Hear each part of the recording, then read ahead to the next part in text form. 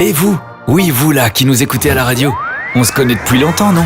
On rigole et on pleure ensemble. On vit de grands moments et on écrit l'histoire. Dans cette période particulière, nous sommes toujours là pour vous accompagner et vous pouvez toujours compter sur nous, plus que jamais. On vous divertit et on vous informe quotidiennement sur notre monde qui change. Et votre radio aussi évolue. Elle s'écoute partout, tout le temps, en DAB+, sur Internet ou via votre smartphone. Comme 3 500 000 Belges francophones qui lui font confiance chaque semaine, merci d'écouter la radio. Imaginez un homme qui avait autrefois tout, la sagesse, la richesse et le pouvoir. Un roi admiré et respecté de tous.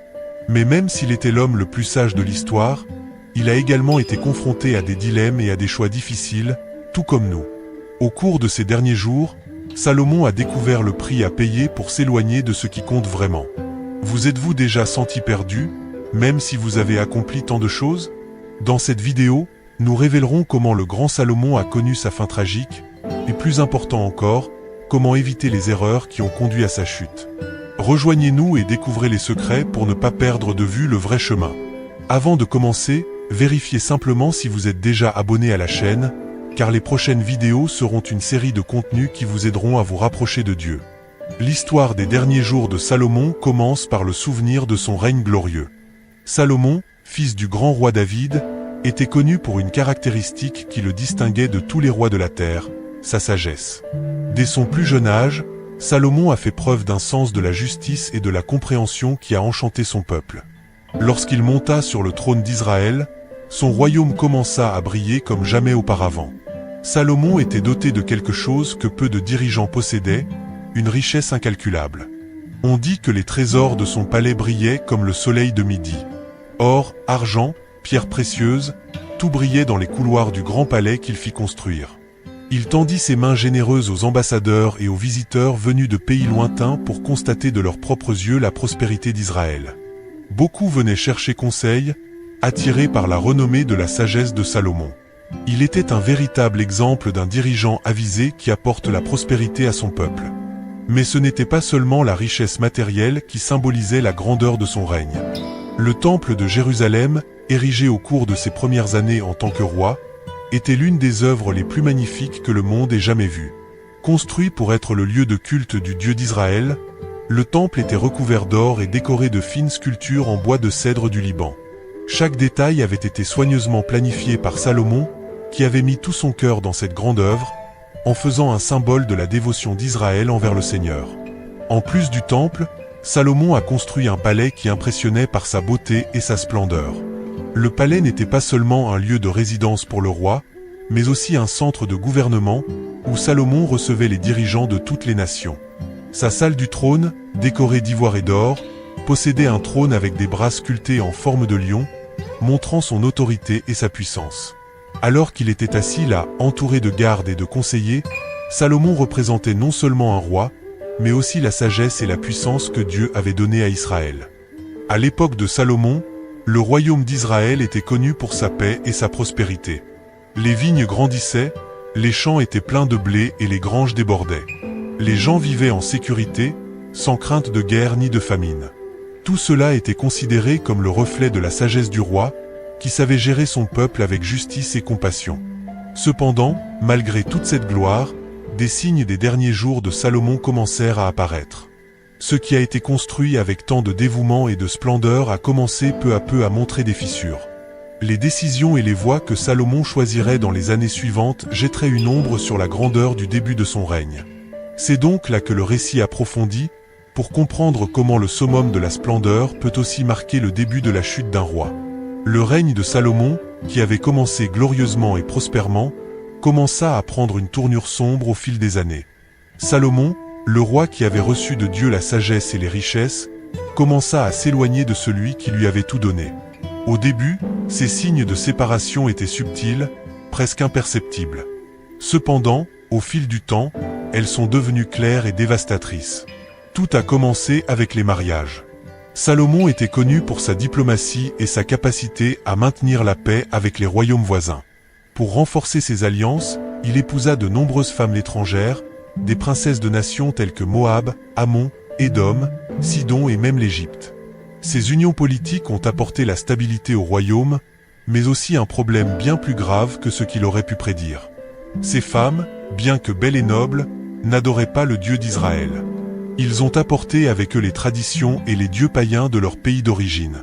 Au début, Salomon n'était pas trop inquiet.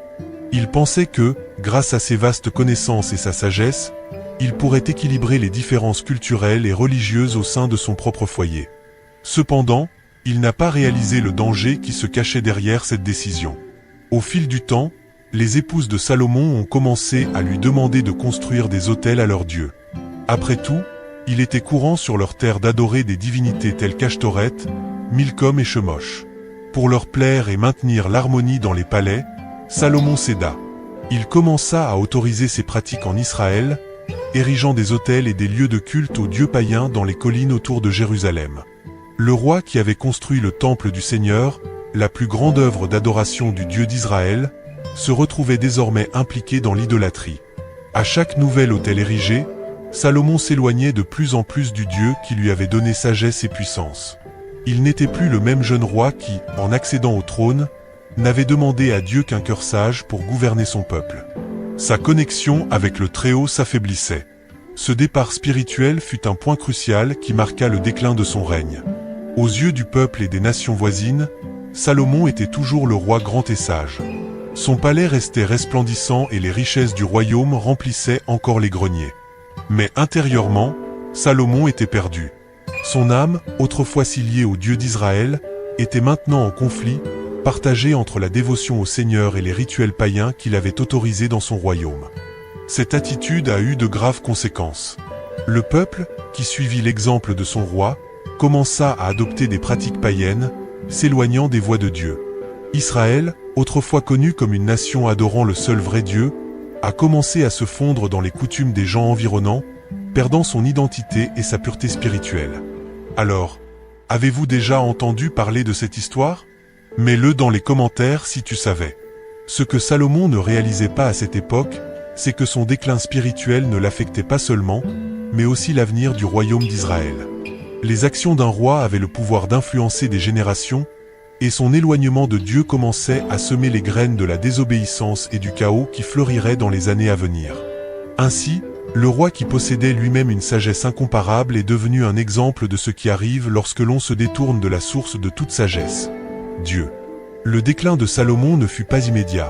Cela s'est produit petit à petit, comme une tempête qui se forme à l'horizon, et sans qu'on s'en aperçoive, couvre tout le ciel. Influencé par les nombreuses femmes étrangères qu'il a épousées, le cœur de Salomon s'est égaré.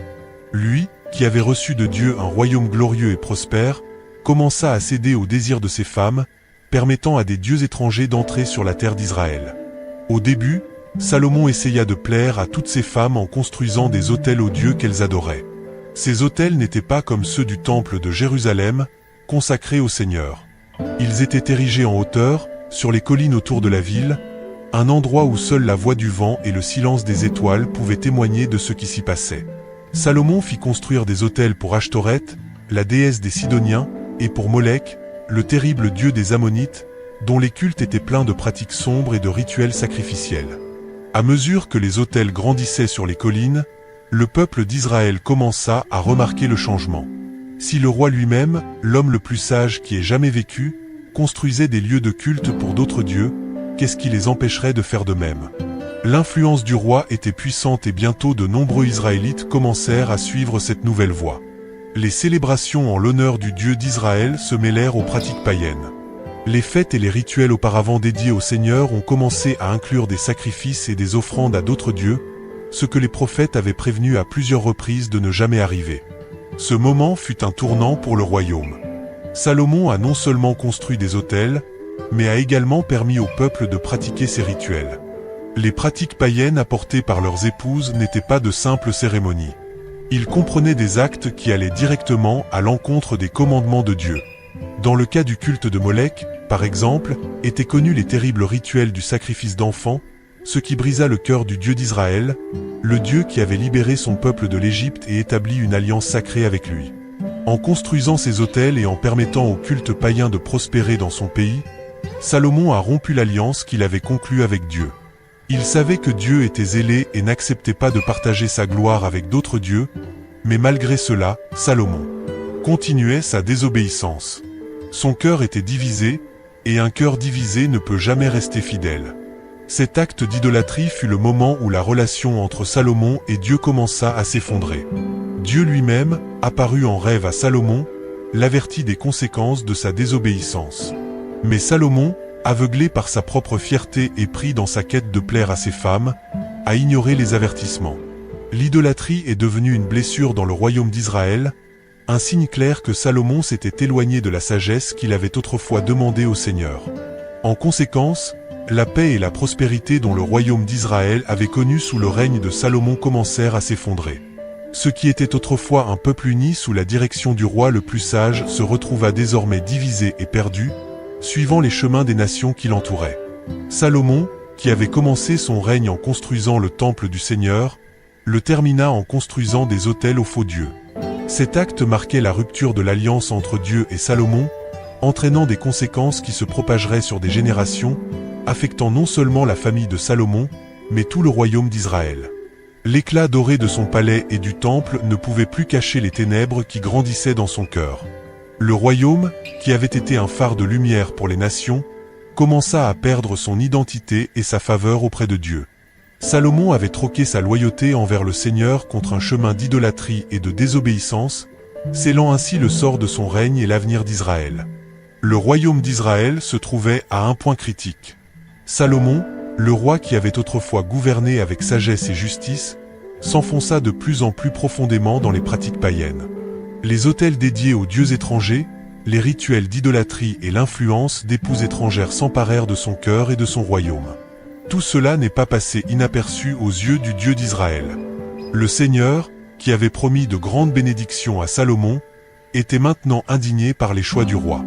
Dieu a alors pris une décision qui allait changer à jamais l'histoire d'Israël. Il décida que le royaume que Salomon avait reçu avec tant de splendeur serait divisé à la suite de sa désobéissance. Mais au lieu de faire cela immédiatement, Dieu, dans sa miséricorde et son respect pour le roi David, le père de Salomon, a décidé que cette division aurait lieu après la mort de Salomon. Et pour clarifier ce qui allait se passer, Dieu a envoyé un prophète. Ce prophète, dont le nom n'est pas mentionné dans les Écritures, se rendit auprès de Jéroboam, un homme courageux et compétent qui servait comme fonctionnaire sous le roi Salomon. Un jour, alors que Jéroboam quittait Jérusalem, le prophète le rencontra en chemin et fit quelque chose d'impressionnant. Il avait avec lui un nouveau manteau. Là, dans le silence de la route, le prophète ôta son manteau et le déchira en 12 morceaux devant Jéroboam. La scène était choquante. Le bruit des tissus déchirés symbolisait la rupture qui allait se produire dans le royaume. Ensuite, le prophète expliqua à Jéroboam le sens de cet acte. Il lui tendit 10 morceaux de robe et dit « Voici ce que dit l'Éternel, le Dieu d'Israël. J'ôterai le royaume des mains de Salomon et je te donnerai 10 tribus. » Le prophète a révélé cela parce que de l'idolâtrie de Salomon, Dieu avait décidé de diviser le royaume. 10 des 12 tribus seraient confiées à un autre chef, et ce chef serait Jéroboam. Mais le prophète révéla aussi un détail important, 2 tribus resteraient toujours auprès du fils de Salomon. Ce serait un acte de miséricorde et de respect pour l'alliance que Dieu avait conclue avec David. Le Seigneur s'est souvenu de David, l'homme selon son cœur, et, par amour pour lui, a permis à la lignée de Salomon de conserver une petite partie du royaume. Ainsi, Eh bien, continuons l'histoire, mais j'ai d'abord réalisé que vous n'aviez pas encore laissé votre like sur cette vidéo. C'est très important pour YouTube de continuer à promouvoir notre contenu auprès de vous. Afin que nous puissions continuer à vous aider, alors laissez un like sur cette vidéo, c'est gratuit, d'accord? Continue, Earl. La tribu de Juda, ainsi que la petite tribu de Benjamin, seraient laissées à Roboam, fils de Salomon. Cette prophétie était comme le tonnerre par temps clair. Salomon, qui était toujours roi, ne connaissait pas les détails, mais il se rendit vite compte que quelque chose était en train de changer. La nouvelle de l'indignation de Dieu contre lui commença à se répandre. Jéroboam, connaissant la prophétie et son rôle futur, dut fuir en Égypte, car Salomon, dans son amertume et sa colère, voulait le tuer. Le roi, qui avait autrefois recherché la sagesse de Dieu pour gouverner, persécutait désormais ceux qui représentaient la justice divine. La prophétie du royaume divisé était plus qu'un avertissement. C'était le signe que l'idolâtrie et la désobéissance entraînent de graves conséquences. Ce qui fut livré en splendeur à Salomon sera fragmenté par son infidélité. Dieu a clairement indiqué qu'il est un Dieu qui tient ses promesses, tant en matière de bénédiction que de discipline. Et même au milieu de la discipline, il a fait preuve de miséricorde, en maintenant une partie du royaume avec la lignée de David. À partir de ce moment, l'unité d'Israël était vouée à s'effondrer. La paix et la prospérité qui avaient marqué les jours du jeune Salomon allaient céder la place à une période de division et de conflit. Le royaume du Nord, formé par les 10 tribus, et le royaume du Sud, dirigé par la maison de David, commencerait à suivre des chemins séparés. Et tout cela a été annoncé par le prophète, dans ce simple geste de déchirer un manteau en 12 morceaux. Cette prophétie révèle une vérité profonde: Dieu est patient et miséricordieux, mais il est aussi juste. Salomon avait beaucoup reçu, mais ses choix l'ont amené à perdre ce qu'il appréciait le plus, l'unité et la bénédiction du royaume. Le royaume serait divisé et l'histoire d'Israël ne serait plus jamais la même. Au cours des dernières années du règne de Salomon, la paix et la stabilité qui caractérisaient autrefois son règne commencèrent à s'effriter. Salomon, le roi connu pour sa sagesse et sa puissance, était désormais confronté à des défis qu'il ne pouvait pas résoudre uniquement avec des mots ou des richesses. Alors que son cœur se détournait de Dieu et que le royaume tombait dans l'idolâtrie, des problèmes internes et externes commencèrent à émerger, menaçant la stabilité qu'il avait bâtie. Tout a commencé subtilement, comme un nuage sombre à l'horizon. Au début, ce n'était que des rumeurs. Des murmures de mécontentement commencèrent à se répandre parmi la population. Salomon, autrefois admiré de tous, était désormais considéré comme un roi lointain accablé par ses nombreux soucis. Les impôts élevés, nécessaires pour soutenir leur style de vie luxueux et leurs nombreux projets de construction, ont commencé à avoir des conséquences néfastes sur les Israélites. Le peuple, qui avait prospéré sous sa direction, ressentait désormais le poids du règne d'un roi qui s'éloignait des besoins de ses sujets. Au sein du royaume, des rébellions commencèrent à germer. Des hommes comme Jéroboam, l'un de ses serviteurs les plus compétents, commencèrent à prendre de l'importance. Jéroboam était un jeune homme courageux et visionnaire. Salomon avait réalisé son potentiel et le plaça comme superviseur des travaux de la maison de Joseph. Cependant, derrière cette apparente faveur, Jéroboam était mécontent de la manière dont le royaume était gouverné. Il représentait une résistance croissante au règne de Salomon, alimentée par le mécontentement du peuple.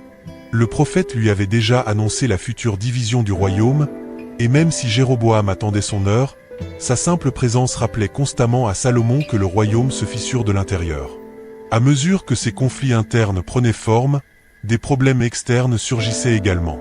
Les ennemis qui avaient été réprimés pendant les années d'or du royaume relevaient désormais la tête, profitant de la faiblesse croissante d'Israël. L'un de ces ennemis était Hadad l'Édomite. Hadad a eu une histoire amère avec Israël. Pendant le règne de David, Joab, le commandant de l'armée, avait attaqué Édom et détruit un grand nombre de ses hommes. Hadad, alors encore jeune garçon, a réussi à s'échapper et à se réfugier en Égypte, où il a grandi et est devenu un homme déterminé. Aujourd'hui, dans les derniers jours de Salomon, Hadad vit une opportunité de se venger. Hadad retourna à Édom et commença à semer le trouble aux frontières d'Israël. Ces attaques étaient comme des épines dans le flanc du royaume, rappelant à Salomon que les anciennes inimitiés n'avaient jamais vraiment été enterrées. La nouvelle de ces actes s'est répandue rapidement. Il mena des attaques surprises, pilla des villages et affaiblit progressivement l'influence de Salomon dans les régions du sud. Le roi, qui contrôlait autrefois ses frontières, voit désormais son pouvoir remis en question. Un autre adversaire qui s'est levé était Rezon de Damas. Rezon, contrairement à Hadad, n'avait pas de querelle personnelle de longue date avec Israël, mais son ambition et son désir d'étendre son propre pouvoir l'ont amené à défier Salomon. Il établit un royaume à Damas et commença à lancer des raids contre les terres du nord d'Israël.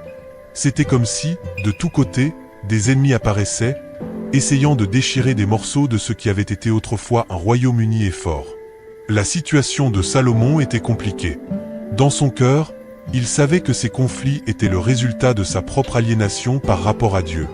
La protection divine qui entourait autrefois le royaume se dissipait et les menaces venaient désormais de l'extérieur et de l'intérieur. Le peuple d'Israël, témoin de ces événements, a commencé à s'interroger sur l'avenir. Si le roi le plus sage du monde ne parvenait pas à contenir ses ennemis et à résoudre les problèmes internes, que deviendrait alors le royaume? Les conflits internes et externes étaient un signe clair que les jours de splendeur touchaient à leur fin. La puissance et la sagesse de Salomon, qui était autrefois son plus grand atout, semblaient désormais insuffisantes face aux rébellions et aux attaques. Ce qui était autrefois un royaume fort et respecté était désormais entouré d'incertitudes et de mécontentement. L'ombre du déclin planait sur Israël, annonçant qu'une nouvelle ère, marquée par la division et l'instabilité, était sur le point de commencer. Salomon, dans ses derniers jours, devint un roi marqué par les conséquences de ses propres choix. Le royaume, qui était autrefois un phare de lumière et de prospérité, était désormais confronté à « Qu'avez-vous pensé de l'histoire ? Quel personnage avez-vous le plus aimé ? Partagez vos impressions dans les commentaires. » L'obscurité du conflit. La promesse de Dieu selon laquelle le royaume serait divisé à cause de l'idolâtrie était en train de s'accomplir, et Salomon sentit le poids de cette prophétie. Il avait permis à l'idolâtrie et à la désobéissance d'ouvrir la porte à la destruction, et maintenant les ennemis, tant à l'intérieur qu'à l'extérieur, étaient sur le point d'entrer. Au cours des dernières années de sa vie, Salomon, autrefois le roi le plus sage et le plus puissant d'Israël, commença à prendre conscience du poids des choix qu'il avait fait tout au long de son règne. Il était désormais d'un âge avancé, avec des cheveux blancs et un air fatigué. L'éclat et la vigueur qu'il avait autrefois définis s'estompaient. Lui qui avait érigé des palais grandioses, bâti le temple du Seigneur et gouverné un royaume plein de richesses se retrouvait désormais seul, entouré d'un vide que tous ses biens ne pouvaient combler. Assis dans son palais, Salomon regardait les jardins luxueux, les fontaines d'eau cristalline et les couloirs remplis d'or et de marbre. Autour de lui, l'opulence était évidente. Il avait tout ce qu'un homme peut désirer. De l'or, de l'argent, des serviteurs, des vignes, des animaux exotiques, de la musique, des fêtes. Mais il lui manquait quelque chose de fondamental. Au milieu de toute cette splendeur, il se sentait isolé et vide. La richesse qui était autrefois un symbole de sa réussite semblait désormais être un piège, l'enfermant dans une vie sans véritable paix ni véritable but. Salomon a commencé à réfléchir sur sa vie et à revoir ses choix. Il se souvenait de sa jeunesse, du jour où, une fois devenu roi, il demandait à Dieu la sagesse au lieu de la richesse ou de la renommée. Dieu s'était occupé de lui, lui donnant un cœur sage et un esprit compréhensif, ainsi qu'une prospérité incomparable. Salomon était le roi que tout le monde a connu, attiré par sa sagesse. Il se souvenait des visites de la reine de Saba, qui écoutait ses paroles avec étonnement et admirait la splendeur de son royaume. À cette époque, Salomon se sentait lié au but que Dieu avait placé dans sa vie. Mais au fil des années, il s'est laissé distraire. Sa quête pour plaire à ses épouses étrangères l'a amené à autoriser l'idolâtrie, à construire des autels aux dieux païens et à détourner son cœur du Dieu d'Israël. Lui, le bâtisseur du grand temple du Seigneur, finit par devenir constructeur d'autels pour de faux dieux. Ce souvenir l'a transpercé comme une lame. Il réalisa que dans sa quête du pouvoir, du plaisir et de la richesse, il avait perdu le lien le plus important, sa relation avec Dieu. C'est dans ce moment d'isolement et de profonde réflexion que Salomon commença à écrire le livre de l'Ecclésiaste. Là, il a mis des mots sur tout le poids qu'il portait dans son cœur. Le ton de ses paroles était différent de la vigueur et de la confiance qui avaient marqué ses proverbes. Ses paroles étaient désormais celles de quelqu'un qui avait goûté à tout ce que le monde pouvait offrir et qui avait pourtant découvert la futilité de tout cela. « Vanité des vanités, écrit-il, tout est vanité. » Celui qui régnait autrefois sur un royaume vaste et prospère, qui recherchait la sagesse avant tous les plaisirs terrestres, déclarait désormais que tout sous le soleil était vide et dénué de sens. Salomon réalisa que toute sa quête de pouvoir, de connaissance, de plaisir et de richesse revenait à essayer d'attraper le vent, une tâche impossible qui ne pourrait jamais satisfaire l'âme humaine. Il décrit dans l'Ecclésiaste comment il avait construit des maisons, planté des vignes, réalisé de grands travaux, accumulé richesse et connaissances. Cependant, en regardant tout ce qu'il avait accompli, Salomon ne ressentait qu'un grand vide. Il réalisa qu'en fin de compte, la même mort qui frappe les pauvres et les humbles atteindra également le roi le plus riche et le plus sage. Quel profit un homme tire-t-il de tout le travail qu'il accomplit sous le soleil? Il a réfléchi sur le caractère éphémère de la vie et sur le fait qu'en fin de compte, l'homme ne peut rien emporter avec lui. Salomon a également parlé de repentance dans ses paroles. Il savait qu'il s'était éloigné du chemin que Dieu lui avait tracé. Il a écrit sur la façon dont il recherchait le plaisir, la sagesse, les possessions et comment toutes ces choses lui laissaient un profond sentiment de manque. Souvenez-vous de votre Créateur au jour de votre jeunesse, conseillait-il, reconnaissant que c'était dans la relation avec Dieu que se trouvait le véritable sens de la vie.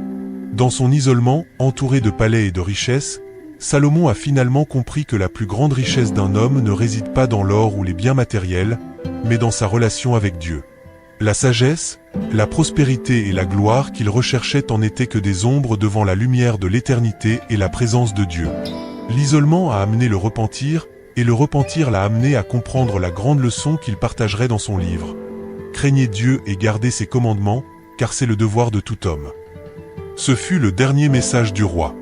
Dans les dernières années de sa vie, Salomon a laissé un témoignage écrit, afin que les générations futures sachent que lui, avec toute sa sagesse et sa richesse, a découvert que tout n'est que vanité quand on est loin de Dieu. Même à la fin de ses jours, marqué par l'isolement et le chagrin, Salomon a trouvé une nouvelle sagesse dans la repentance. Seule la recherche de Dieu et de ses voies peut combler le vide du cœur humain. Les jours de Salomon prirent fin après un règne de 40 ans. Celui qui fut le roi d'Israël le plus sage et le plus prospère, qui construisit le grand temple du Seigneur et dont le royaume brillait comme aucun autre, se trouvait maintenant face au moment inévitable auquel tous les hommes sont confrontés, la mort. Déjà à un âge avancé, affaibli et épuisé par les erreurs du passé, Salomon se préparait à dire adieu au trône et à la vie. Dans ces derniers jours, Salomon était retiré dans son palais. Il avait été témoin du déclin de sa propre autorité, des conflits internes et des menaces extérieures qui commençaient à encercler le royaume. Alors qu'il se couchait pour la dernière fois, ses pensées étaient un tourbillon de souvenirs. Il s'est rappelé comment il avait commencé son règne, plein de vigueur et de détermination, avec une prière sincère à Dieu demandant la sagesse. Il s'est également souvenu des grands travaux qu'il a réalisés, comme la construction du temple, symbole de la présence de Dieu en Israël. Cependant, ces moments de gloire ont été éclipsés par la douleur de sa séparation d'avec le Seigneur et le coût élevé de ses choix. Salomon avait laissé derrière lui un héritage de richesse et de connaissances, mais aussi un royaume ébranlé. Son cœur était divisé au cours de ces dernières années, et le royaume d'Israël, autrefois uni et fort, reflétait désormais cette division. L'idolâtrie, la désobéissance et les conflits survenus pendant son règne affaiblirent l'unité du peuple. Et même s'il était au courant de la prophétie concernant la division du royaume, il ne pouvait plus rien faire pour changer le cours des événements. Salomon ferma les yeux, et avec un dernier souffle, quitta cette vie, laissant derrière lui un royaume en crise. À sa mort, son fils Roboam devint le nouveau roi. Les attentes étaient grandes, car les gens attendaient avec impatience un changement. Cependant, les germes de la discorde et de la désunion étaient déjà semés. Le royaume dont Roboam a hérité n'était que l'ombre de ce qu'il avait été au jour de gloire de son père. Les tensions que Salomon avait ignorées pendant des années étaient sur le point d'exploser. Peu de temps après son accession au trône, Roboam fut confronté à une demande importante. Des représentants du peuple vinrent lui demander un allègement des lourds impôts et du travail forcé que Salomon avait imposé au cours des dernières années de son règne. C'était l'occasion pour Roboam de gagner la faveur du peuple et d'unifier à nouveau le royaume. Mais au lieu d'écouter les conseils des anciens, qui lui suggéraient de traiter les gens avec compassion et gentillesse, Roboam a écouté les conseils des jeunes avec lesquels il a grandi, qui l'ont encouragé à être encore plus dur que son père. Avec arrogance, Roboam répondit au peuple en disant que si son père les avait punis avec des fouets, il les punirait avec des scorpions. Cette réponse a été la goutte d'eau qui a fait déborder le vase. Les tribus du Nord, dirigées par Jéroboam, qui attendaient déjà le moment opportun pour agir, se révoltèrent. Ils se séparèrent, proclamèrent Jéroboam comme leur roi et formèrent le royaume du Nord, connu sous le nom d'Israël. Roboam, à son tour, resta avec seulement 2 tribus, Juda et Benjamin, formant le royaume du Sud, connu sous le nom de Juda. Et ainsi, la prophétie que Dieu avait donnée à Salomon s'est accomplie. Le royaume était divisé en 2, Israël au nord et Juda au sud. Cet événement a marqué le début d'une nouvelle ère, une ère de division et de conflit. Salomon, qui avait rêvé d'un royaume prospère et uni, a laissé en héritage un royaume fragmenté. La sagesse qui était autrefois son plus grand don s'est perdue au milieu de l'orgueil, de l'idolâtrie et de la désobéissance. La mort de Salomon est un triste rappel que la grandeur d'un royaume ne réside pas dans ses palais ou ses richesses, mais dans sa fidélité à Dieu. Le départ de Salomon du Seigneur a eu des conséquences durables, non seulement pour lui, mais pour tout le peuple d'Israël.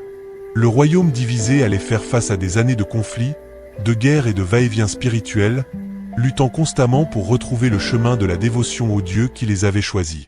L'héritage de Salomon est ainsi devenu une leçon pour toutes les générations futures. La sagesse, aussi profonde et étendue qu'elle soit, se vide lorsque le cœur s'éloigne du chemin de Dieu.